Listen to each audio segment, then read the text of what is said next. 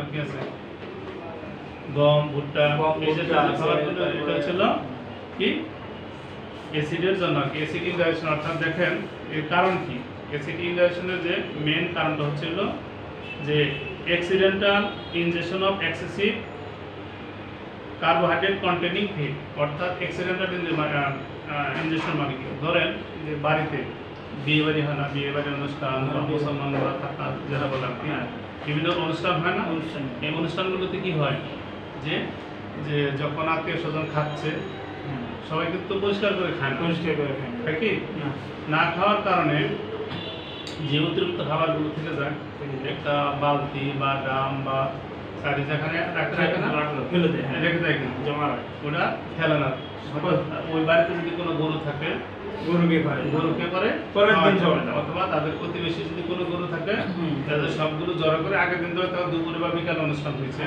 ওটা কি করতেছে তারা ওই নিজেদের গরুকে খাওয়াচ্ছে অথবা অন্যের গরুকে খাওয়াচ্ছে এই যে খাওয়াইলো জিনিসটা বুঝছেন এই খাওয়ানোর কারণে কিন্তু এই খাবারটা কিন্তু নর্মাল ছিল এর ভিতরে তেল ছিল অনেক মশলা অনেক কিছু মিক্সার আছে না তখন পেটে গ্যাস হয়ে যেত এটা কি করলো ভাত ভাত বা পোলাও বা যেটাই বলেন এটা কিন্তু কার্বোহাইড্রেট তাই না এটার কারণে হতে পারে একটা অ্যাসিডিটি তারপর আরেকটা ছিল আপনার যে হোল ক্রাস্ট গ্রেন জাতীয় যে খাবারগুলো আছে যে ভেঙ্গে ভেঙ্গে অথবা পুরাটাই খাওয়ায় আর কি করবে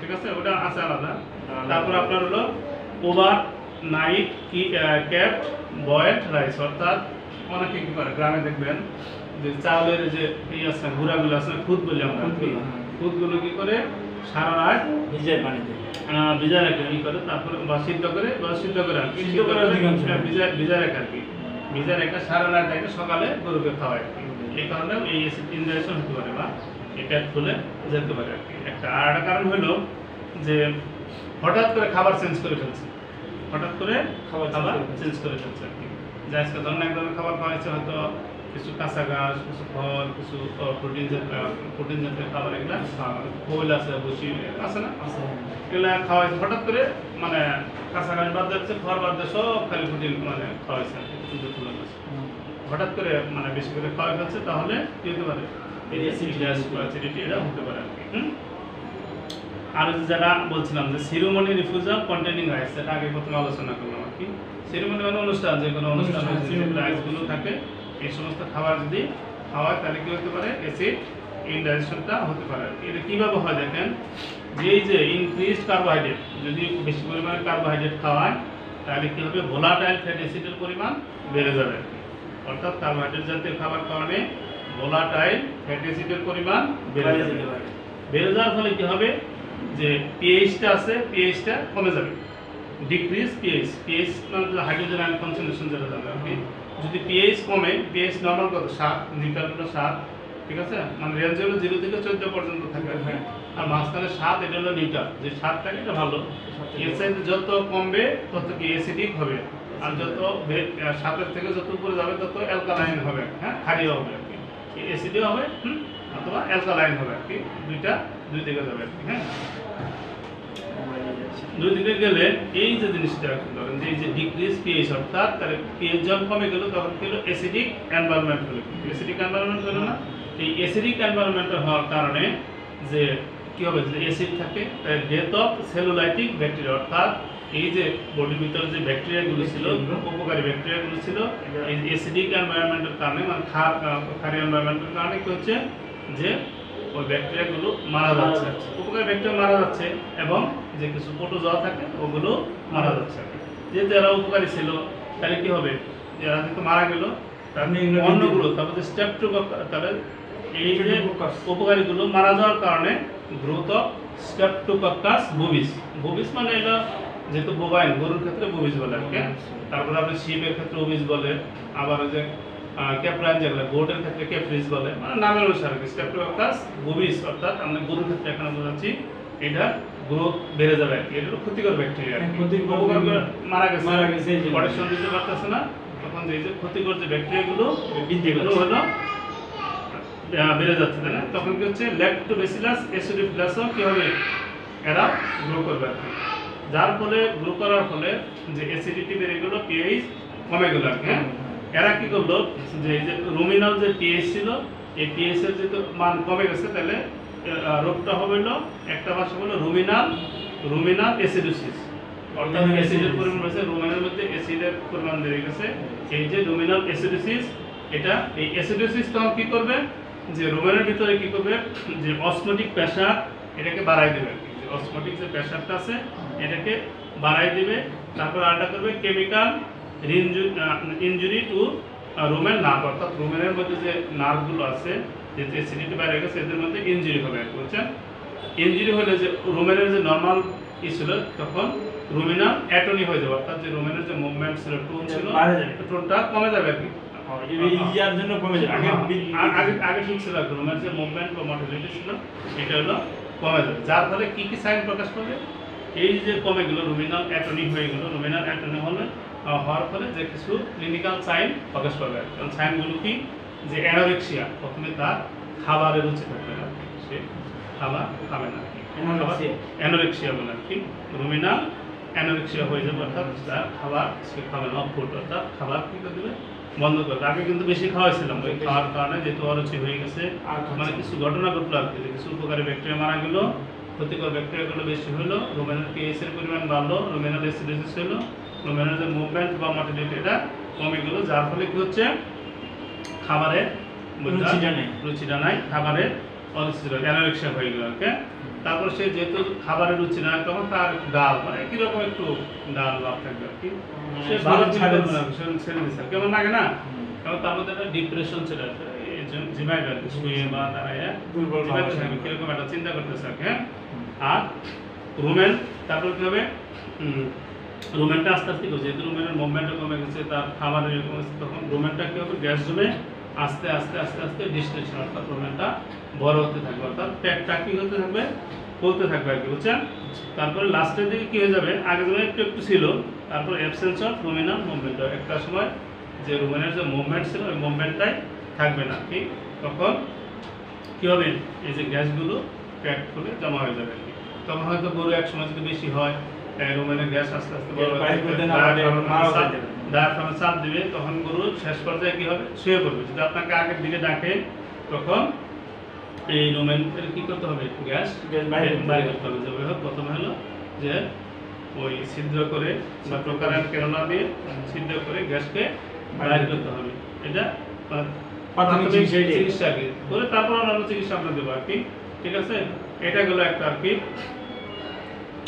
এই যে অবস্থা, এই অবস্থাগুলোর জন্য আমরা কিভাবে ডায়াগনোসিস করবো আর কি, ডায়াগনোসিস আমাদেরকে যে কীভাবে করবো, এখন ধরেন যে সে কি জাতীয় খাবার খাইছে এটা যদি আমরা না জানি, জানতে হবে খাবারের কাছে, তাহলে কি আমরা চিকিৎসা দিতে পারবো না।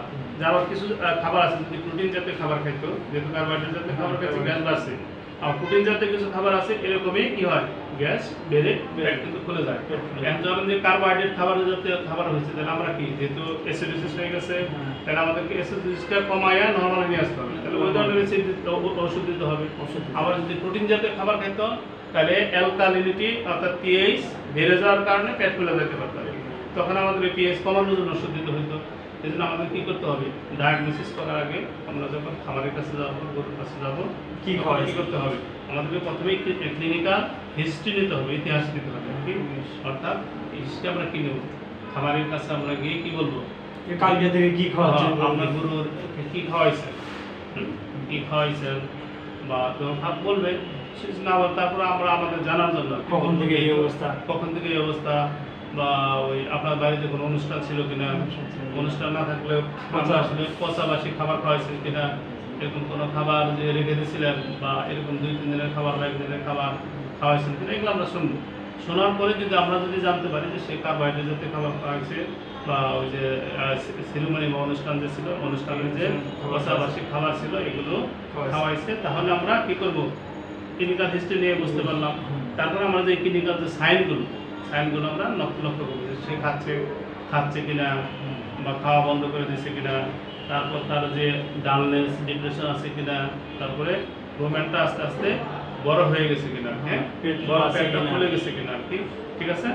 আর রুমেনের আমরা যদি কান দিয়ে বাই করে দেখি রুমেনের মুভমেন্ট কিন্তু আমরা শুনতে পাবো, বা ওই রুমেনের মুভমেন্টও কিন্তু তখন থাকবে না। এই সমস্ত লক্ষণগুলো যদি আমরা দেখি এবং ক্লিনিক্যাল হিস্টরি, তাহলে আমরা সহজে ডায়াগনোসিস করতে পারলাম যে আসলে এটা কার্বোহাইড্রেট জাতীয় খাবার খাওয়ার কারণে তার এই অবস্থা হয়েছে। তখন আমি ক্লিনিক্যাল এক্সামিনেশনে কিছু করবো, পেটে হাত দিয়ে দেখবো আসলে শব্দ, গ্যাসের শব্দ একটা আলাদা, আর ধরুন যদি পেটে পানি থাকে আরেকটা, তখন আমি ক্লিনিক্যাল এক্সামিনেশন তাকে করবো। এর মধ্যে দেখবো তার টেম্পারেচার আছে কিনা, টেম্পারেচার কম না বেশি, এটা আমরা সাথে দেখে নেব, ঠিক আছে।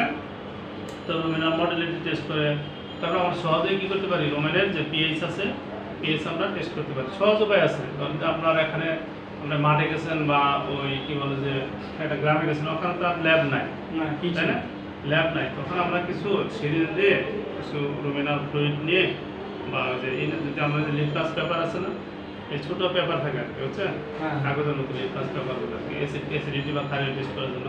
অ্যাসিড কী করে, লাল লিটমাসকে নীল করে দেবে, যদি অ্যাসিড থাকে তাহলে ওটা পেপারটা নীল হয়ে যাবে। পেপারের মধ্যে একটু ওই পেপারটা দিয়ে দিতে হবে না, একটু ফ্লুইড বের করে সিরিজ দিয়ে ওই যদি পেপারের মধ্যে দেন, যদি অ্যাসিড থাকে নীল হয়ে যাবে আর কি, ওটা নীল হয়ে যাবে, ঠিক আছে। তাহলে আমরা বুঝলাম যে পেপারটা কি ডাক্তারের কাছে পাওয়া যায়? ওটা আমরা এমনি পাবো, 10 টাকা দিয়ে খালিগুলো পাবেন আর কি, ফার্মাসি দিয়ে অ্যাসিড পেপারগুলো আর কি, লিটমাস পেপার বলে, লিটমাস পেপার, পেপারটার নাম হলো লিটমাস পেপার। তাহলে আমরা সহজে ওইটা ডায়াগনোসিস করে দেখতে পারলাম, হ্যাঁ, অ্যাসিড লাল লিটমাস নীল করবে আর কি, আমরা তাহলে ডায়াগনোসিস করলাম। অথবা যদি সম্ভব হয় যে আমাদের আশেপাশে কোনো কী থাকে, ল্যাব থাকে বা ভেটেরিনারি হাসপাতাল কাছে থাকে, আপনারা যদি টেস্ট করার সুযোগ থাকে তাহলে আমরা ব্লাড টেস্ট করতে পারি আর কি। ব্লাড টেস্ট করলেও আমরা একটা জানতে পারবো আর কি যে আসলে তার কী সমস্যা আর কি। যেমন ল্যাকটিক অ্যাসিডের পরিমাণ বেড়ে যাবে, তারপরে uric acid, urine acidic urine হবে যদি আমরা ইউরিন টেস্ট করি। এই সমস্ত টেস্ট করে আমরা জানতে পারবো। যদি আমরা যখন কনফার্ম হলাম যে তার আসলে এই যে অ্যাসিডিটিটা, পেট ফোলাটা কী হয়েছে, যে তার এই যে কার্বোহাইড্রেট জাতীয় খাবার খাওয়ার কারণে হয়েছে আর কি, তাহলে আমরা লাইন অফ ট্রিটমেন্ট আমাদের এটাই হবে। যেহেতু অ্যাসিডিটি বেড়ে গেছে, অর্থাৎ অ্যাসিড বেড়ে গেছে, পিএইচ কমে গেছে, তখন আমাদের এটা কী করতে হবে, স্বাভাবিক অবস্থায় নিয়ে আসার জন্য যে ট্রিটমেন্ট আমাদের সেটাই দিতে হবে। তাহলে আমরা প্রথমে ট্রিটমেন্ট কী দেবো, যে তার যে ফার্স্ট ট্রিটমেন্ট যেটা আর কি, প্রথমে গ্যাস কিছু বের করার ব্যবস্থা করতে হবে। কারণ সে শুয়ে পড়ছে, সে মাথাটা একটু অস্বস্তি ফিল করতেছে, প্রথমে কিছু গ্যাস আমরা টোকারেন ক্যানোলা দিয়ে কমাই দেবো, বাইরে দেবো, কিছু বের করার পরে আমরা কিছু ট্রিটমেন্ট দেবো আর কি। যেমন 1 নম্বর ট্রিটমেন্ট আমরা কী দিতে পারি, যে সিস্টেমিক অ্যালকালাইজার। সিস্টেমিক অ্যালকালাইজার অর্থাৎ অ্যালকালাইন জাতীয় ওষুধ যেগুলো আছে আমরা এগুলো দেবো। এর মধ্যে একটা আছে sodium bicarbonate, sodium bi carbon বা সোডিয়াম বাই কার্বন বলে আর কি। ইনজেকশন, এটা ইনজেকশন আছে, ইনজেকশন আছে, তারপরে আপনার পাউডার আছে, সবই আছে আর কি। রোগে দিতে হবে, অবশ্যই রোগে দিতে হবে আর কি, রোগে দিলে তাড়াতাড়ি কাজ করবে। এই যে সোডিয়াম বাই কার্বনেট, এটা আমরা ডোজটাকে বলবো যে এটা হলো 75 milligram per kg body weight, gram না কিন্তু milligram, 75 milligram per kg body weight আছে। এই যে সোডিয়াম বাই কার্বনেটের মার্কেট প্রিপারেশন অনেক আছে বাজারে। এর মধ্যে একটা আছে হলো সুডিপ ইনজেকশন, সুডিপ আছে, হ্যাঁ, SODIP, সুডিপ। সুডিপ ইনজেকশন আছে হলো 25 ml এর ভায়ার, 25 ml এর ভায়ার। আমাদের দেখবো যে আসলে 1 ml এর ভিতরে কত মিলিগ্রাম থাকে, ওটা হিসাব করে গরুর ওজন আমরা হিসাব করে ক্যালকুলেশন করে আমরা কী করবো, এটা দেওয়ার আমরা 1000 মিলিগ্রাম তো একটা, হ্যাঁ, ওটা আমরা ক্যালকুলেশন করে দেবো যে আসলে কতটুকু লাগবে, আমরা ওটা ক্যালকুলেশন, অথবা আমরা যে ওষুধের মতো আছে নির্দেশনা আপনার দেওয়া আছে যে কত কেজির জন্য কত ml দিতে হবে। কারণ ওই হিসেবে গরুর সাইজ তো আমরা জানি না, এমনি আইডিয়া হতে পারে, 500 কেজি হতে পারে, 300 কেজি, ওই অনুসারে আমরা যত ml লাগবে তত ml আমরা ইনস্ট্যান্ট দিয়ে দেবো। দিলে কী হবে, যে অ্যাসিডিটিটা ছিল তার অ্যাসিডিটিটা আস্তে আস্তে কী হবে, কমতে থাকবে এবং আস্তে আস্তে সে নর্মাল অবস্থায় এবং গ্যাসটাও চলে যাবে। এটা একটা দিলাম। আর যেহেতু সে শক হয়েছে, যেহেতু হঠাৎ করে পেট খুলে গেছে, ভয় পাইছে, শক হয়েছে এবং সে অনেক সময় খাইতে পারে না, পানিও খাইতে পারে না, অন্য খাবারও খায় না আর কি, এই জন্য তার কিন্তু ডিহাইড্রেশন হতে পারে, শক হতে পারে। এটাকে রিলিভ করার জন্য আমরা কী করবো, ফ্লুইড এবং ইলেকট্রোলাইট থেরাপি দেবো। ফ্লুইড ইলেকট্রোলাইট নর্মাল স্যালাইন দিতে পারি, টেম্পারেচার কম থাকে সেখানে আমরা ডেক্সটোজ 5% ডেক্সটোজ স্যালাইন আছে, সেটা আমরা ইউজ করতে পারি। অর্থাৎ তাকে স্বাভাবিক অবস্থায় নিয়ে আসার জন্য নর্মাল স্যালাইনও দিতে পারি যদি টেম্পারেচার বেশি থাকে আর যদি টেম্পারেচার নর্মালি চেয়ে কম থাকে সেক্ষেত্রে আমরা ডেক্সট্রোস্যালাইন দিতে পারি, অর্থাৎ তার যে ডিহাইড্রেশন বা শক হয়েছিল এটাকে রিমুভ করার জন্য আমরা এই ওষুধটা দুর্বলতা কাটে যাবে আর কি।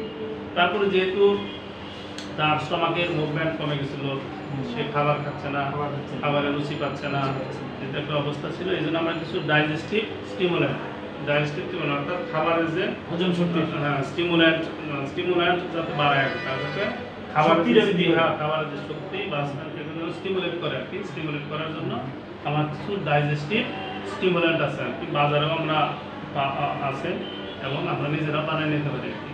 ঠিক আছে, আমরা নিজেরাও বানিয়ে দিতে পারবো অথবা বাজারে অ্যাভেলেবল আছে। যেমন কি আছে দেখেন, তো নাক্স ভূমিকা আছে বাজারে বাইরে দোকানে গেলে, যেমন মশলার দোকান আছে না, এগুলো না এইগুলো ওদের খাবারের ইয়ে আলাদা দোকানই আছে, ওইগুলো পাবেন। তারপর জিঞ্জার মিক্সার, আদা যেটা আছে, আমরা যদি অন্য কিছু নাও পাই, যাতে ইমার্জেন্সি কেসে আমরা গ্রামে বেশি তখন আদা আমার কাছে না থাকলে তো গ্রামে থাকেই, আমাদেরকে বলবো যে একটু আদা দেন, পরিষ্কার করে পেশে ওটা মুখ দিয়ে খাওয়াই দিলেও কি হবে, ভালো কাজ করে, যে রুচিবর্ধক বা যে স্টিমুল্যান্ট, ডাইজেস্টিভ স্টিমুল্যান্ট হিসেবে এটা কাজ করবে আর কি। আর তাও যদি আমরা না তার যদি আমাদের কাছে ধরো যে ওষুধ, যেটা এটা ডাইজেস্টিভ স্টিমুল্যান্ট হিসাবে মার্কেটে অনেক ওষুধ আছে, বিভিন্ন কোম্পানি বিভিন্ন নামে বিভিন্ন লিকুইড, তারপর আমরা পাউডার, ইনজেকশন আছে, অনেক ওষুধ আছে আর কি। যেহেতু আমরা যদি শিরায় দিতে পারি ওটা তাড়াতাড়ি কাজ করে, তা না পারি অন্য কিছু পাউডার আছে, পাউডারটা আমরা খাবারের সাথে বা পানির সাথে মিশিয়ে যেভাবে তাকে খাওয়াই দেবো। এর মধ্যে কী আছে, যেমন স্টোমাপ্লেক্স আছে, ডিজিটোপ আছে, ওষুধগুলো বাজারে স্টোমাপ্লেক্স, ডিজিটোপ আছে। তারপর আরও অনেক ধরনের কী আছে, স্টোমাভেট আছে, ডিজিভেট আছে,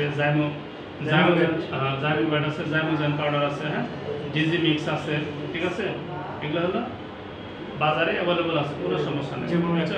এই যে ডাইজেস্টিভ স্টিমুল্যান্ট এটা আমরা কী করবো, ইউজ করবো। হ্যাঁ, তারপর ধরেন যে ডোজ, আসলে ডোজটা কেমন হবে, ধরেন যেটা হলো 5, যেমন যেহেতু এটা পাউডার, এটা একটু বেশি পরিমাণে দিতে হবে। যেমন গোটের ক্ষেত্রে আমরা যেহেতু গোটটা ছোটো, 5 গ্রাম পার কেজি গোটে দেবো। একটা গোটের ওজন 10 কেজি বা 50 গ্রাম মতো দিয়ে মিশে, 50 গ্রামের কতটুকু হবে খাবারের সাথে মিশে তারা খাওয়া দেবো, 1 চামচ বড় চামচ।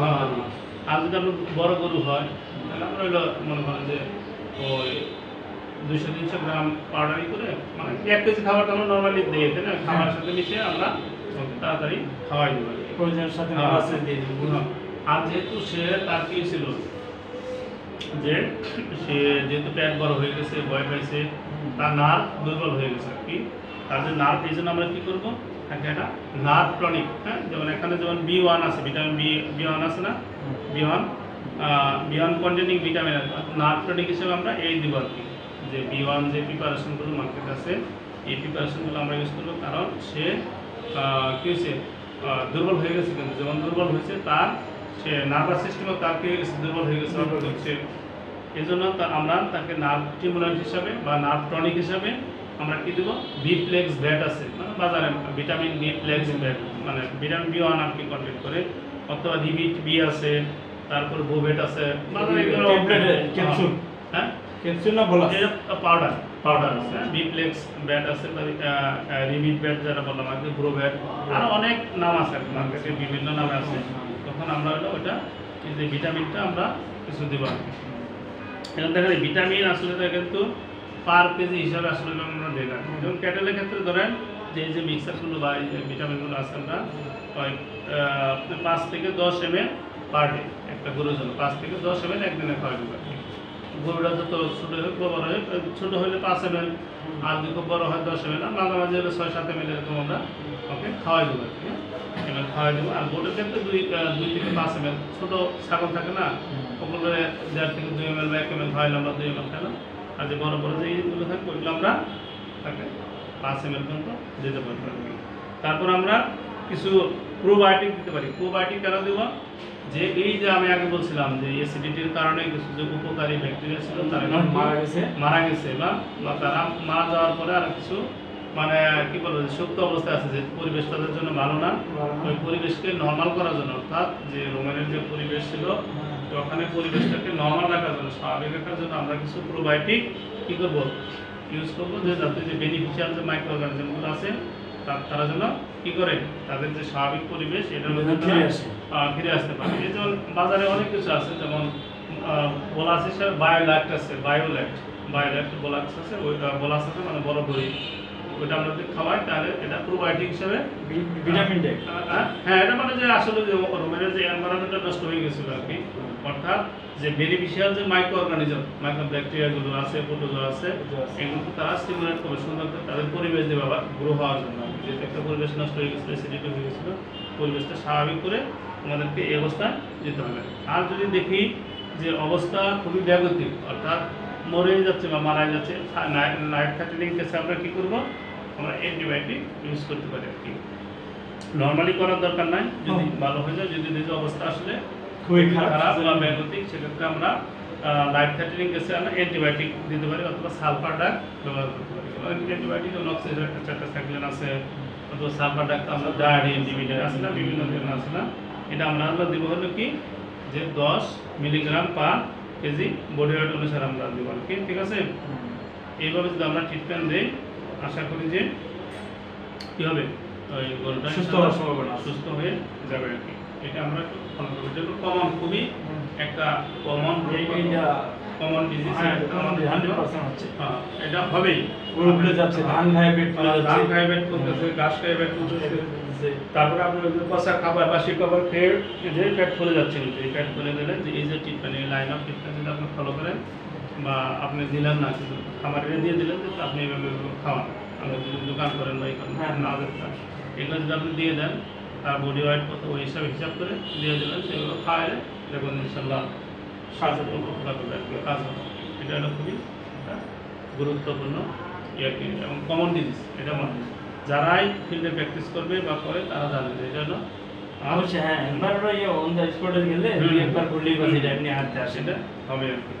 তারপরে আরও কিছু আছে আর কি, যে ওটা বললামই যে আরও কিছু রুচি খাবারের রুচি বাড়ানোর জন্য আমরা আরও কিছু দিতে পারি আর কি। অ্যানোরা আছে, অ্যানোরা একজন আছে, রক্সিবেট আছে, ঠিক আছে, রক্সিবেট আছে, এগুলো যে বোলাস বা ট্যাবলেট ক্যাপসুল আছে, এটা আমরা 2টা থেকে গরুর সাইজ করে 2টা থেকে 3টার জন্য 3 দিন পর্যন্ত খাওয়াতে পারি আর কি, যে সেজন্য স্বাভাবিক আছে। কারণ যদি এইটা গাভীর ক্ষেত্রে হয়, করে গাভীর ক্ষেত্রে হলে কিন্তু আমাদের বিশাল ক্ষতি, তাই না, বিশাল ক্ষতি, দিবে না 15 থেকে 20 লিটার দুধ দেয়। তারপরে আপনার ধরেন যে যদি আমরা কী বলে যে যদি কী বলে যে কুরবানির গরু হয় বা আমরা নিবেদন থেকে এরকম সমস্যা হয়ে যায়, তাই না, তার ওজন বাড়বে না, কমে যাবে, অনেক লস হয়ে যাবে। এখানে আমরা তাহলে আমার স্বাভাবিক অবস্থায় ফিরিয়ে আনার জন্য, গাভী যদি হয় তার হলো প্রোডাকশন স্বাভাবিক অবস্থায় আনার জন্য, আর যদি সারগুলো হয় আমরা কুরবানির উদ্দেশ্যে পালি বা এমনি পালি, সেক্ষেত্রে তার ওজনকে দ্রুত বৃদ্ধি করার জন্য আমরা এই কাজটা করবো। আর খাবার দাবারে সবসময় চিন্তা করতে হবে যে আসলে ব্যালেন্স ডায়েট, যেটা আর কি, মানে সব ধরনের খাবারের চাটও সবই দিতে হবে আর কি। এখানে সেখানে কোনো হঠাৎ করে আসলে খামারিরা এগুলো জানে না,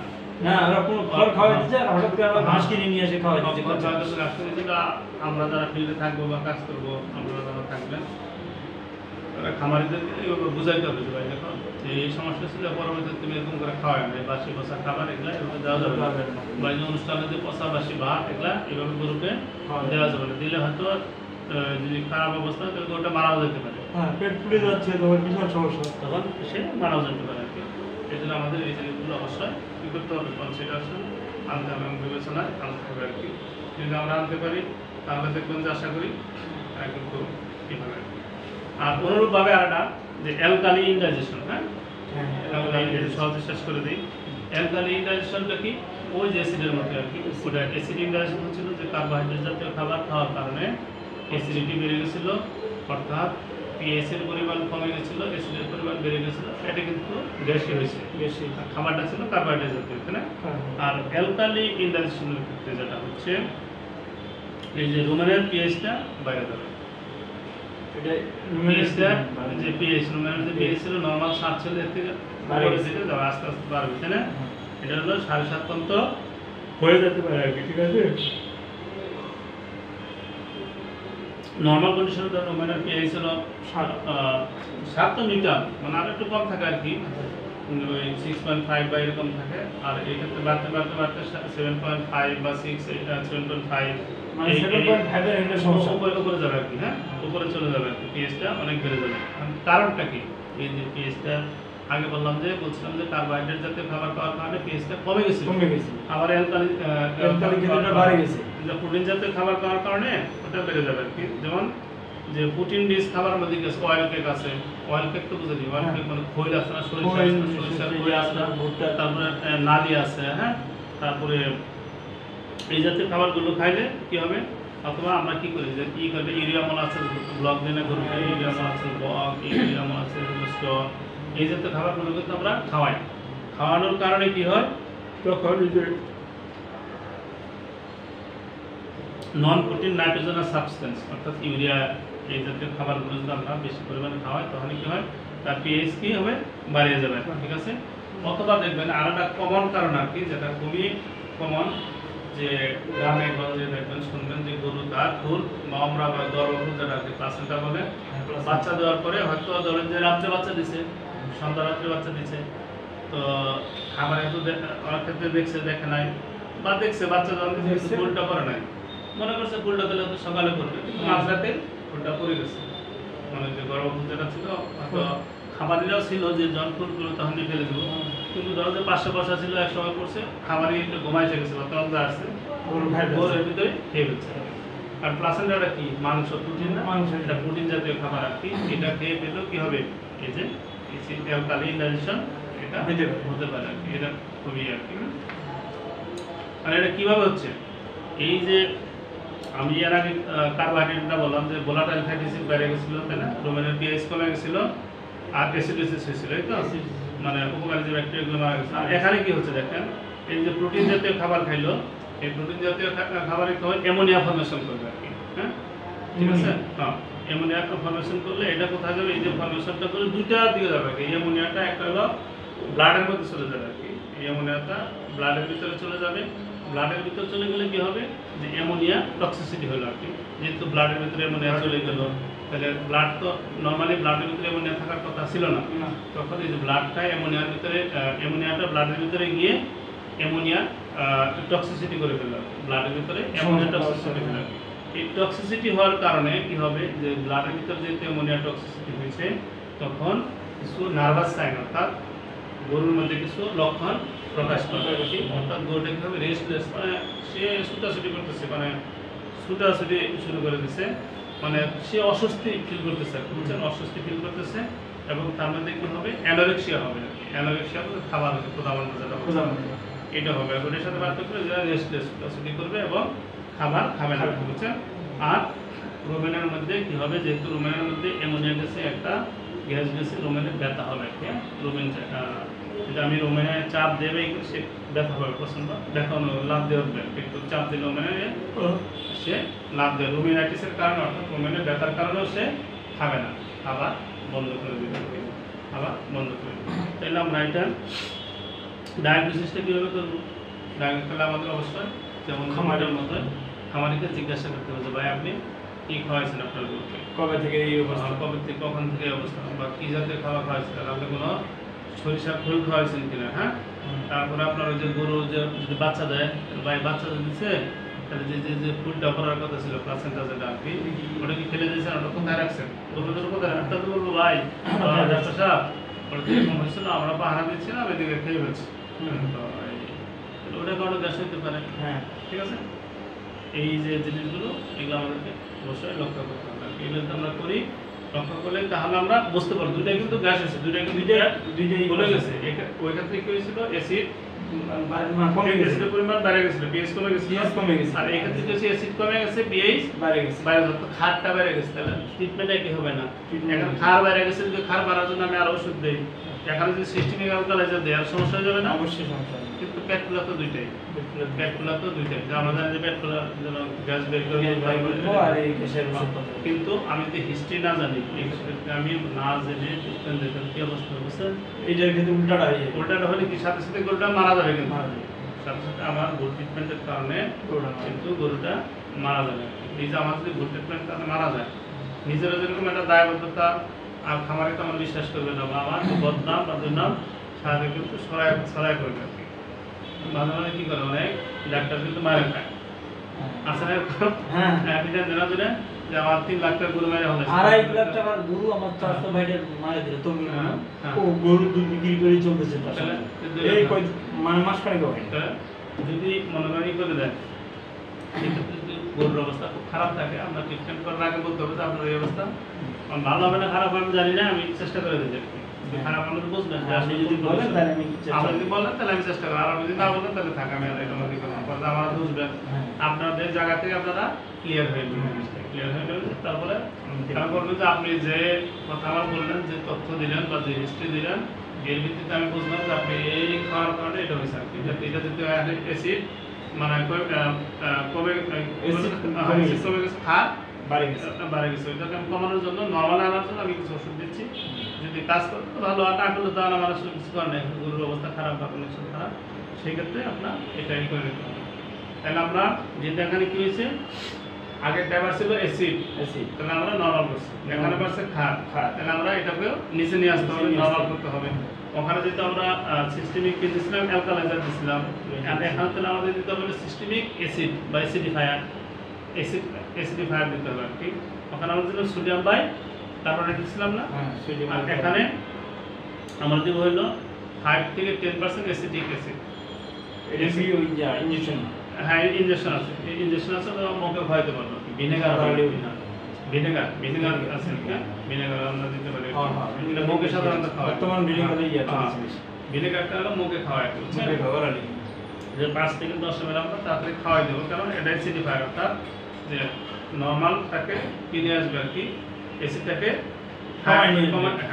নর্মাল লেভেলে তাকে করে দিবে আর কি অর্থাৎ এটাকে এই যে 5 থেকে 10% যদি আমরা দেই তাহলে আমরা পার কেজি বডি ওয়েটে দিলে আমরা ওরালি একটুকে খাওয়াই দেবো আর কি ঠিক আছে ওরালি আমরা খাওয়াই দেবো আর কি খাওয়ানোর পরে আমরা একই আর বাকি ট্রিটমেন্টগুলো মোটামুটি একই আপনার এই ট্রিটমেন্টটাই হলো মেন ট্রিটমেন্ট এবং এটা দুইটা খাবার উপরে আমার হিস্ট্রি অর্থাৎ যে ক্লিনিক্যাল আমি হিস্ট্রি নিচ্ছি খাবারের থেকে আমরা কথোপকথনের মাধ্যমে যে জানতে পারছি যে কোন জাতীয় খাবার খাইছিল তার উপরে ভিত্তি করে আমাদের এই প্রথম ট্রিটমেন্টটা নিতে হবে আর কি যদি আপনার খার জাতীয় বা ওই কার্বোহাইড্রেট জাতীয় খাবার খাই থাকেন তাহলে আমরা দিয়েছিলাম কি অ্যালকালাইজার দিয়েছিলাম তাই না অ্যালকালাইজারের মধ্যে আমাদের কী ছিল ওখানে অ্যালকালাইজারের মধ্যে আমাদের কী ছিল বলতো সোডিয়াম বাই কার্বনেট ছিল তাই না সোডিয়াম বাই আর আমরা এখানে অ্যাসিডিফায়ার হিসেবে আমরা কি দিচ্ছি 5 থেকে 10% অ্যাসিডিক অ্যাসিড বা ভিনেগার দিচ্ছি ভিনেগার 5 থেকে 10% অ্যাসিডিক অ্যাসিডকে ভিনেগার বলে বুঝছেন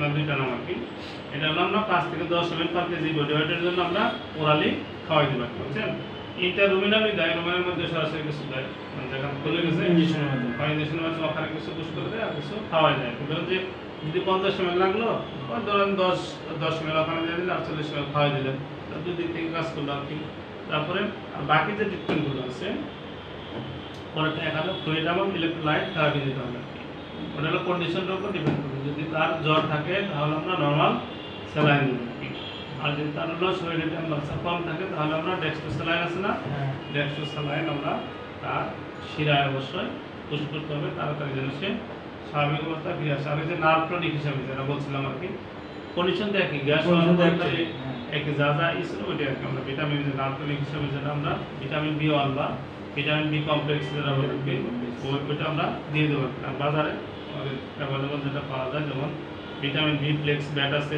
ভিটামিন আগে যেটা বলবো গোভিটামিন ওইটা আর কি আর ডোজ তো আগের মতোই আছে আর কি আর সাথে হলো যেহেতু এখানেও কিছু উপকারী ব্যাকটেরিয়া মারা গেছিলো আর কি এই জন্য আমরা কিছু প্রোবায়োটিক দেবো আর কি to quantify the beneficiary microorganism কত উপকারী মাইক্রোঅর্গানিজমকে কোয়ান্টিফাই করার জন্য মাপার জন্য দেখার জন্য আমরা কিছু প্রোবায়োটিক্স দেবো আর কি যেমন বোলাস বাইল একটা আগে যেটা বলছিলাম আর কি এটা দিলে এবং সাথে সাথে আমরা পরে যদি তাদের কিছু হলো খাবার রুচির ওষুধ যেটা আগে বললাম এগুলো দিলে আশা করি যে ভালো যাবে এখানে মেন এটা হলো আপনার যে আমাকে বুঝতে হবে যে আসলে কিসের জন্য গ্যাসটা হচ্ছে কার্বোহাইড্রেট জাতীয় খাবার কারণে হচ্ছে প্রোটিন জাতীয় খাবার কারণে যদি আমরা এটা নির্ধারণ করতে পারি তাহলে আমাদের ট্রিটমেন্ট সহজ হয়ে যাবে আর এটা যদি আমরা ভুল করি তাহলে বিশাল বিপদের সম্ভাবনা আছে এগুলো ইনস্ট্যান্ট মারা যেতে পারে এমনি তো আর পেট ফুলে আছে এমনি তো আর অ্যাসিড বেশি আমি আরও অ্যাসিডে বাড়াই দিলাম বা এমনি তার অ্যালকালি বেশি,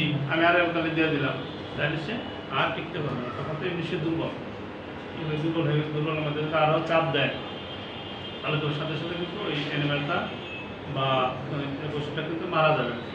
এই যে ট্রিটমেন্ট, এবং আপনারা মার্কেটে বা মাঠে যারা দেখবে যে অনেক এইগুলাই সব কমন এগুলাই তো আসতেছে বেশি। আর ওই মুখের ঘা, পায়ের ঘা, পায়ের ঘা, মানে যে আমার পেট ফুলে গেছে এইসব রোগী দেখবেন যে আমরা প্রত্যেকদিনই ভালো হয়েছে। প্রত্যেকটাতে এই দুইটা জিনিস, এই দুইটা ডিজিজ, আরও অনেক ডিজিজ আছে, কিন্তু এই দুইটা হলো খুবই ইম্পর্টেন্ট গুরুত্ব দিয়ে এগুলো করবেন। এবং যেটা বললাম আপনি লাইন অফ ট্রিটমেন্ট, এটা আশা করি যদি আপনি করেন ইনশাআল্লাহ দেখবেন যে ভালো ফলাফল পাবেন। তো আপনি যাইতে পারেন অথবা না যে খামারটা বলে দেন, যেটাই বলেন দেখবেন যে ভালো তৃপ্তি পাবেন আর কি।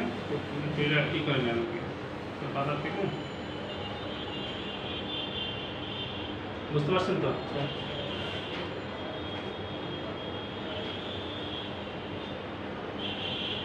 পরে বুঝলাম।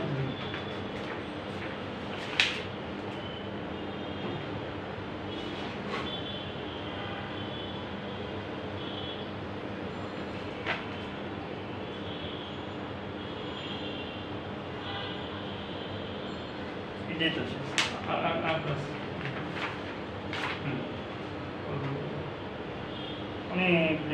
অনেক দেরি, কারণ অনেক দিন ধরে এখানে এই অবস্থায় থেকে গেছে।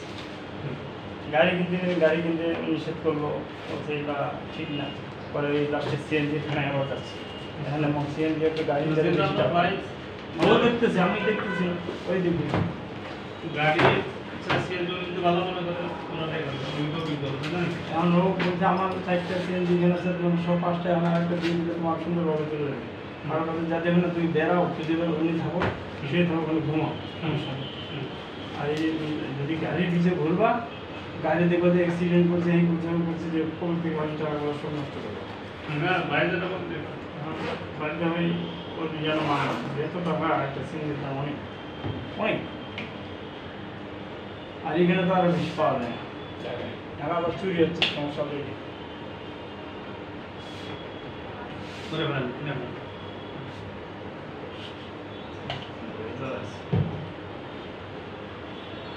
বাড়াতে দিলে 1000 টাকা, এখন এখানে 1200 হয়েছে। 200 টাকা খরচ ধরেন আর কি। হ্যাঁ, ও খরচ তো আছে, ওই যে মাসে বিরেজের ভাড়া আছে, মোবাইল যেগুলো আছে,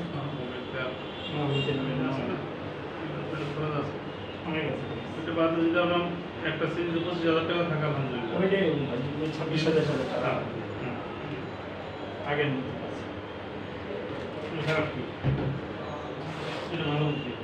এখন বলতেছে তুমি ব্যাংকে রাখলা, হবে সুদ পাবা হলো 12,000 টাকা, তার 3 মাস পরে তুলতে হবে।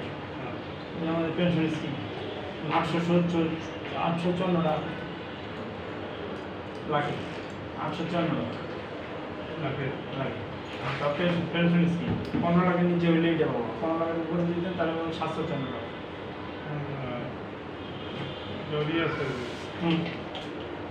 এটা এই বছর করলো নতুন করে সরকারে কমায় দিল, 900 টাকা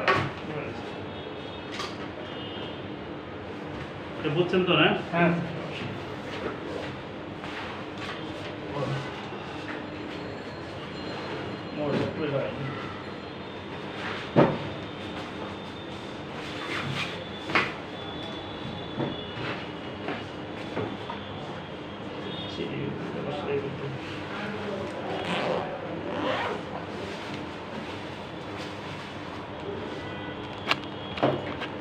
মোবাইল হিট হয়েছে একবার।